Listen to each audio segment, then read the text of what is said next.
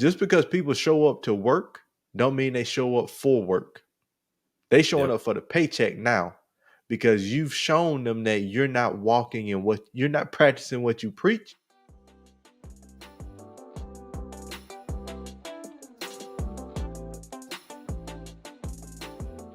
Welcome everybody to another edition of the 7th Square Podcast Leadership Tips. I'm here again with my main man, Mr. Corey Sigue. Corey, how's it going today?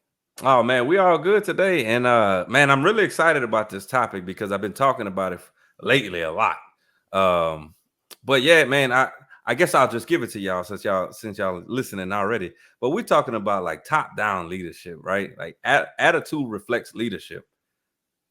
Oh, that's good, Corey. And before we jump into it, I just want to share a clip because when you told me about the topic, I'm like, where have I heard attitude reflect leadership?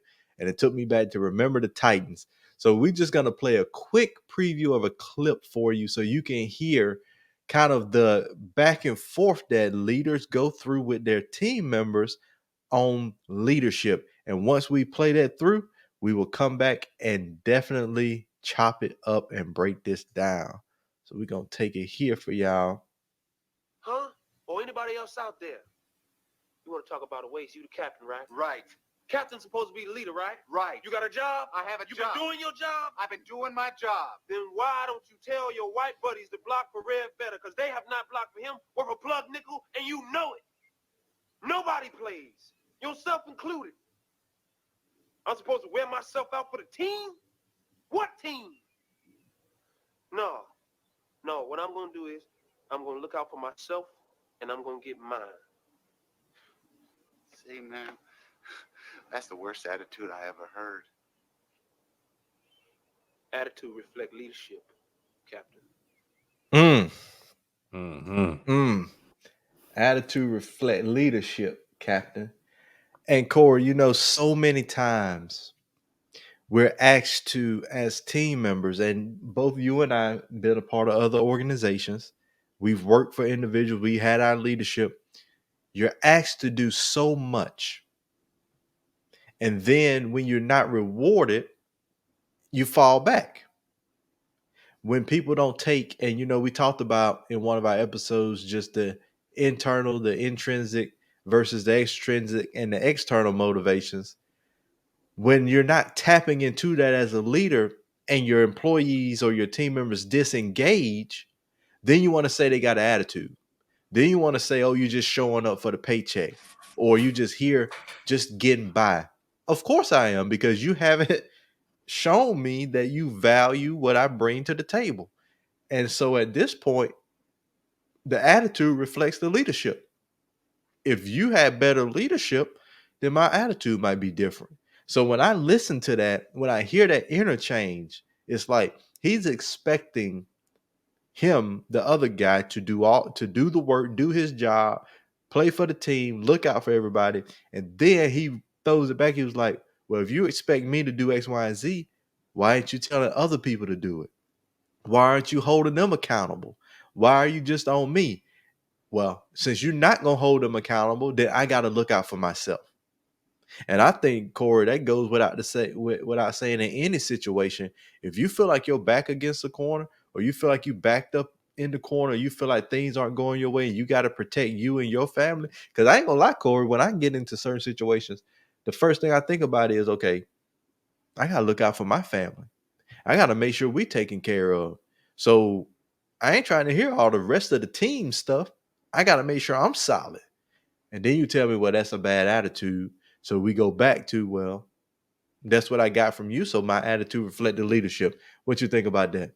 Yeah, and I mean that, to be honest, that clip is what a lot of people deal with. When you don't effectively engage your team completely, because people then start to say, well, if you don't care about what they're doing, then I'm gonna just look out for myself. You know, I'm gonna go get promoted myself. See, I believe people perform very highly because of one or two reasons. They either say, I like you as a leader, I'm bought into you and the vision and the mission, and I'm going to work in this team because I like it here. The other reason is I don't like it here, and I don't like it so much that I need to get out because I'm tired of dealing with this, and I'm tired of this environment, and I'm tired of this whatever goes on day to day. I'm tired of your attitude. I'm tired of the way that you approach us. So I gotta go. And if that means me being so good at my job that I get a promotion or I get put on something else, that then so be it. Right. Mhm. The reason I say that is because those two extremes, if you just kind of hang out and you're just like, well, it's not bad, but it ain't good, and I'm not really inspired, and they don't really give me the tools that I need to succeed, you'll probably have some type of like average like production of a team. Not good, not bad. Probably a la your Cleveland Browns of the world. That they're pretty good right now, but they're not gonna take you to the top. They're not gonna take you to a Super Bowl, but I think that's the prime example of why you have to engage people. But I tell you what though, Tyrus, let me talk to one of the things that was really powerful for me is when he pushed it back on the leader and said, well, attitude reflects leadership. And you saw his face like, I guess you're right. Yeah, you're right. Because sometimes you're leading and you're going to meetings and you're doing all these things during the day and you're giving directions and you're delegating and you're doing all these great things as a leader that you forget the reason they do what they do is because of you. Well, I'm gonna have to quote that. The reason they do what they do is because of you, right? And because where your actions go is where their energy flows. And Mhm. so when you think about it, if I only hold one person accountable, if everybody else can get away with murder on the team, but you keep picking on me, or when somebody kind of half does the job, that was fine, but then you got on me because I half did the job. I did the same thing that they did. Now it's a problem. Or I gave this person a task to do and they didn't do it. Or maybe I did do it, but then this person got a task and they did it, but they got praised, but I didn't get praised for some reason. So you know what? Bump whatever you talking about. I'm gonna just go back to doing what I'm doing because clearly what I do is not good enough for you. And so in that situation, it was like literally it just light bulbed in my head. That part is really what we're talking about of top-down leadership. He's not realizing that where his actions go is where that team's energy flowed. And he's saying, well, this person doesn't block. Every time they call this play, they don't block for him. And he says, well, you don't do it either. And that's a bad attitude. You're right, because we're one and the same at this point. And it's a hard pill to swallow, but I think a lot of people need to understand that it happens more often than not when you're leading a team. Oh, yeah. And for those of you that don't know, top down leadership is autocratic in a sense to where whatever the leader says, they make the decisions. They make most of the decisions, and then it just goes down through the hierarchy to everybody else and it's implemented. So your leader will come up with strategy, they come up with where the company's going. They make the decision and say, hey, I'm the leader, Corey. We gonna go and we gonna market to these people. And then Corey says, okay, let me go and handle that and do the task. That's top down leadership. And so, why is that important? And you can argue that maybe it should be bottom up leadership, maybe that the team should come up with a lot of the strategy and the leadership buy in. Either way, they're different models and they work for different people.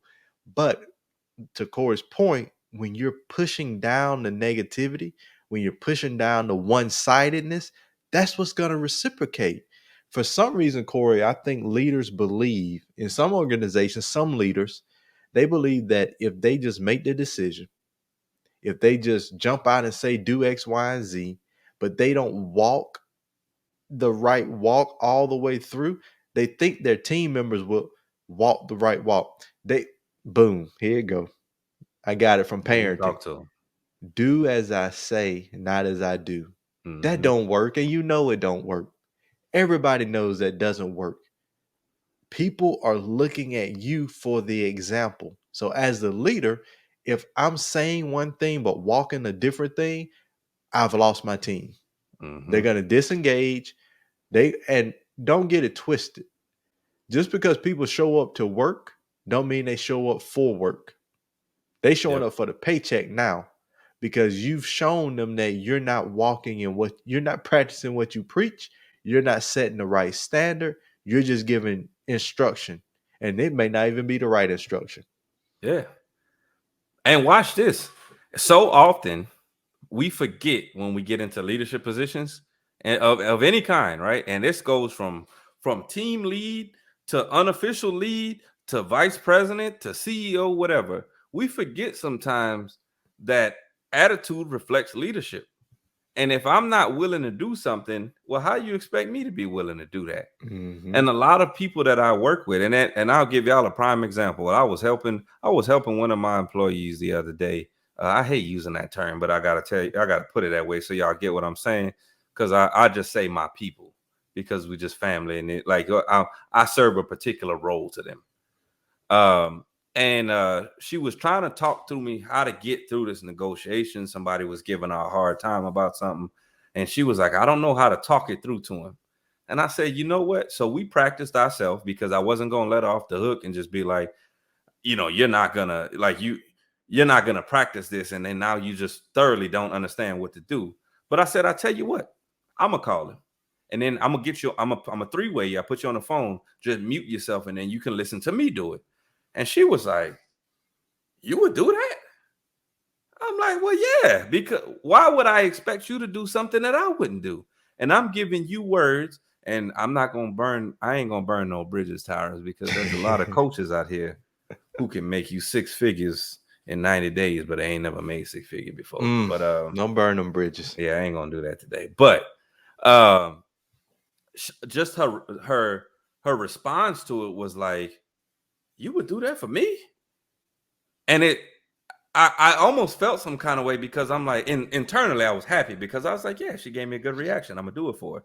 But then it's like, how many people have not showed her what to do or not stepped into the game with her, not portrayed what they were asking her to do, and now she's so like, oh wow, that it's like a grand expression from her. And I'm like, man, it should just be in the perfect world. Cool, let me see you do that real quick, that way I know how to do it next time, because she's had so many people emulate that for her that she can now do it.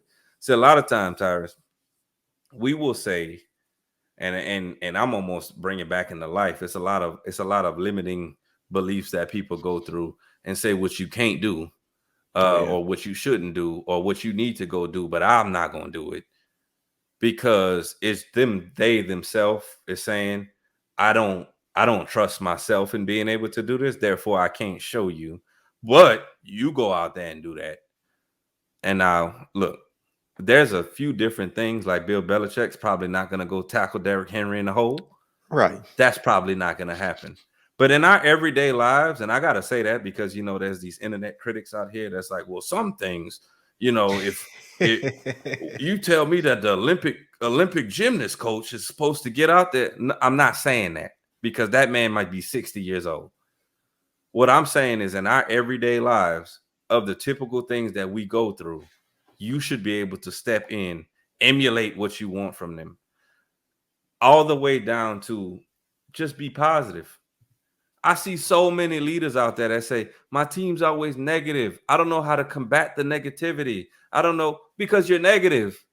That's why, because everything that you say is woe is me, and you Scrooge with your team every day, but you want them to uphold this standard of positivity. You want them to do things really fast, but when they ask you if you could get something done from them, it take you a week to get it done. My goodness, you hitting it, Corey. Like, it's gonna sting for somebody. I'm just saying, it's gonna sting for somebody listening to this. Like, there are things that you're not doing, you expect for somebody else to do. You say, well, why didn't you tell me about the situation that was going on? Well, because you never tell me about situations that go on, and I get blindsided all the time. You gotta be in my head. You gotta be, because I'm thinking about situations where this very thing that you're talking about happens all the time. The leader is not doing what they want the employees to do, but then they will turn around and blame them. Mm-hmm. Well, we lacking here, we lacking there, we don't have this.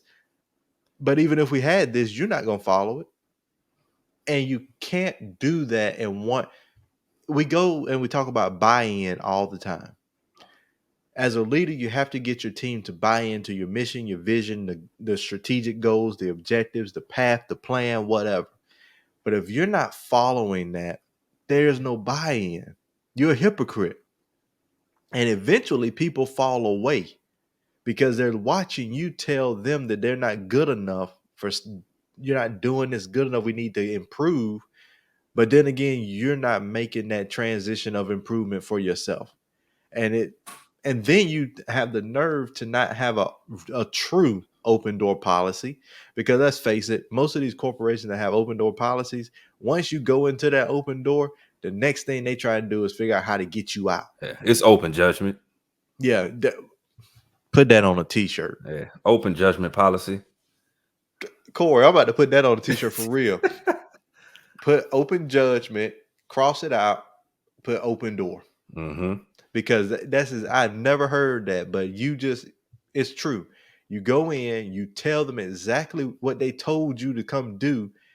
Come tell us how you feel. How can we improve? What can we do better? And then you tell them all that, and then they come back with, well, we ain't going to be able to do X, Y, and Z, or we ain't going to make that change, or that's just the culture of how this works. But you want me to improve, Mm-hmm. or you want me to be bought in, or you want me to be stuck. So, Corey, I want to give some practical things, because right now there may be some leaders listening. It's like, yep, I'm doing that, and I don't want to do that no more. The very first step, I think, is to sit with yourself and think about your leadership style. Mm-hmm. Am I in the trenches with my team, or am I just barking out orders? Am I treating everybody fairly, holding everybody to the same standard? There's no special treatment, or is there special treatment going on? Am I clear with what the expectations are? And am I following the expectations at my level? Then, once you have that conversation with yourself, communicate that to everybody else. Mm-hmm. And it might not even be that. Maybe I need to back up a step, Corey. Maybe don't communicate it. Do an open door policy, a true one, and get feedback. And just be honest. Hey, look, I want to take the organization to the next level. This is how I've been doing. I know we have gaps. Where do you think I need to make the correction on my end? And how can I support you with shoring up the gaps that I think I see on your end? Because you know what, Corey, this is something else that just popped in my mind. A lot of leaders talk about the gaps in their teams, but it's not really gaps. It's the incoherency and it's the lack of clarity from the top that causes the team to function the way they do. So it's not even the team's gap. It goes back to the leader's gap. Attitude reflect leadership. Gaps reflect leadership. What are you doing? What do you have in place? Now, of course, you can get teams that they got some people on there that don't care. No matter how much you have in place, they're not going to follow. You get rid of them if you can't train them. But if you have not given them clarity, it's not their gap, it's yours. And I'm going to turn it over. My first step was to get immense clarity on the vision, your thoughts, where you are. Get feedback with step 2, and then I'll let you jump with step 3. It might be communicated, it might be something different. Yeah, so for me, I definitely think it's communicating that, because I believe the more transparent you are with any team that you're in, it does not matter what level you are. You could be a C-suite executive. If you are not transparent, you become less of a person. And we see this so often because that person may identify some things that are different. And then just let me give you an example, right? Let's just say, I want people to have a sense of urgency in what they do. And I have not had a sense of urgency to what I did. And now all of a sudden I come into work and I'm like, shoot. And I'm getting everything done. They're going to be like, man, what the hell is going on with him? Yeah. What is wrong with him? And I could do it for a week. I could do it for 2 weeks. And then they're just going to be looking at me like, boy, what is he on? It's one too many monsters, one too many Red Bulls or something. Like what? He must have hit. Sometimes, especially for men, I said all my female associates who have ever worked for me, they always be like, oh, he must have him a little girlfriend now. Now he on top of everything. But it's like they'll just look at you and be like, what is wrong with him? Mm-hmm. So you got to be transparent, right? You got to let them know, you know what, y'all, I've been thinking about what the way that I've been acting. And I want y'all to give me some feedback, but I'm going to tell y'all what I kind of found in myself. I didn't have a sense of urgency. So I'm asking y'all to do stuff. And I got stuff sitting on my email for a week, 2 weeks that's not getting done. And y'all keep asking me about it. You know, I keep asking y'all to be positive about things, but then I come in and start telling y'all about everything that you're not doing. Yeah. Man, you know, I want y'all to show up on time, but, you know, I take a little, you know, hour 15 lunch. I Mm-hmm. roll in, you know, maybe 10, 15 minutes late every day. But you know what? I'll tell y'all what. I'm going to commit to y'all, and y'all gotta give me some feedback on if there's anything else that I may have missed. I'm gonna commit to y'all. I'm gonna be on time. I'm telling y'all, I'm gonna be positive. And I promise you, I'm not gonna have anything sitting there because I don't want to ask you to do something that I'm not doing myself. Can we agree to that? And then you start having that conversation of transparency because people say, dang, he really took the time to look internally. He took the time to get to know him. He identified some things that was wrong. Now, here's what's going to happen, Tyrus. You create a bond with them or a new bond with them, and y'all can start fresh unless you just burn them bridges completely. You start fresh, and they say, man, you know what? I'm all right with this guy because he was okay looking internally. See, the other thing it's going to do, though, it's going to cause them to look internally. And then they're going to be like, well, what am I not doing? And if he can work on it, shoot, I guess I can work on some things too. And then you can facilitate a conversation and be like, you know what? I've been working on some things. So anybody got anything they've been working on? Maybe me holding myself accountable, we can all hold each other accountable to some things that we needed to fix. So I'm gonna kick it over to you, but that's the second part. I think transparency in the communication and letting people know, you know, I'm human. I know I was messing up, but I had to sit down and figure that out. Yeah, that's good. And I think that that's it, you know, because you don't have to take it too deep and you don't want to procrastinate. You want to do, and that's 3 steps. That is really sitting with yourself as a leader to figure out, okay, am I really walking the path that I say I'm walking? Am I really practicing what I preach? And then once you figure it out, take in information to see how people view you and how they view the situation or what ideas they might have. And then just come back with some transparent communication and say, Mm-hmm. hey, look, I know that over this time I've been saying is you. It's the team, it's the team. But I realize that it's me. And here's what I resolved to do for the team. So as a leader, you should take those 3 steps. And you can do that tomorrow. You don't have to practice it. You don't have to draw up a plan to do it. You just have to sit down and be honest. And, you know, as a leader, as a company owner, as an entrepreneur, you have to do this with your teams, your clients, and you should do it, you know, with your family. Like you should, what the book? I got the book somewhere. The 4 Agreements. Mm-hmm. Being impeccable with your speech. Yep. Just the way you talk and the way you walk and having just a foundation of solid integrity. Just start. It does not mean that, man, I didn't have it before, blah, blah, blah. That none of that matters. Because every day is a new day for a new opportunity to be a new leader, of new you. We should be able to transition from phase to phase to phase and just get better. So don't let things hold you up. Yep. You have to have the ability to say, you know what? Here's the change I want. And it's going to be from the top down. Start at the top. Now, this is where leaders, Corey, and I'm gonna get us out of here. Leaders love to do top-down leadership when it's about making decisions. But when it's about change, they want to be bottom up. Mm-hmm. They Well, want the team to that'll be another change. one. They want everything to happen from the bottom up. Mm-hmm. But when it's decision making and power, It's it's on. top down. Mm-hmm. So we ain't gonna even go there. We ain't gonna go there. We gonna save that for y'all for another one. But Corey, final thoughts on it, and then we'll get out of here.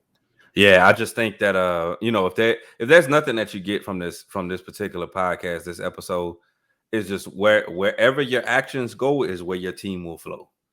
And once you realize what you do day to day, it like when you realize that you're really doing these things day to day, you will start to see that in your team, all the way down to maybe slouching in your chair. Again, your positivity, what your words you use with people, how do you discuss things, you will realize that your team will follow suit and they will take on kind of your personality and everything that they do. I love it. I love it. Beautiful topic, and we can go deeper. We're probably gonna have to do a part 2, part 3, part 4 Oh series yeah. on just top down, bottom up leadership and those approaches and why, how to blend them. Because I honestly believe, Corey, that we so stuck on was one or the other. You got to do Mm-hmm. one or the other. We got to start learning how to blend the best of both worlds and find what's optimal for the team and the company. So we'll talk about, me and Corey get on that for you guys to really build a series around leadership styles, leadership approaches in business so we can all grow. And we just want to thank you guys again for joining us for another edition of the Seven Square Podcast, Leadership Tips, where our main goal is just to help leaders develop, to continue to grow, and for their organizations to grow, but also for their teams and their people to grow. So remember, attitude reflects leadership,